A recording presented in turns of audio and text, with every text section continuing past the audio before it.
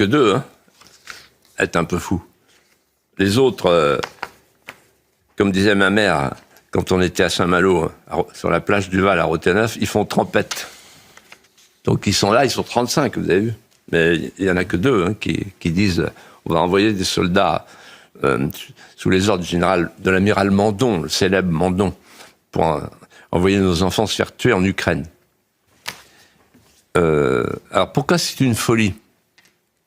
On le sent bien d'ailleurs, il y a beaucoup de gens qui le sentent. Il y a quelqu'un qui l'a dit chez Sonia Mabrouk hier matin, qui était brillantissime, c'est Pierre Lelouch.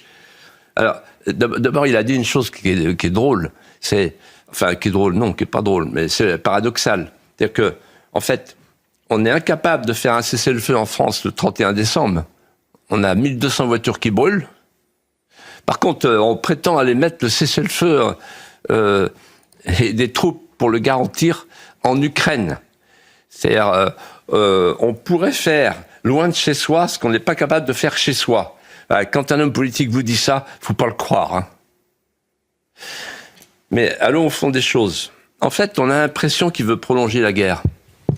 Il en a besoin de cette guerre. Pourquoi? Parce qu'il sait qu'il n'y a que par la peur qu'il peut rattraper le peuple français. Et puis derrière, il y a von der Leyen. Et derrière, il y a un emprunt de 90 milliards. C'est très grave. Pourquoi? Parce que c'est le processus hamiltonien du nom de ce secrétaire d'État américain qui a favorisé la fédéralisation de l'Amérique en reprenant les dettes des États fédérés. C'est ça qu'ils sont en train de faire. Un emprunt, comme ils ont fait pour le vaccin, un emprunt fédéral pour pouvoir déclencher une guerre. Ils ont besoin d'une guerre. Von der Leyen, c'est une vision bismarckienne. Il avait fait ça. Sarajevo, Bismarck. La guerre pour faire l'unité allemande.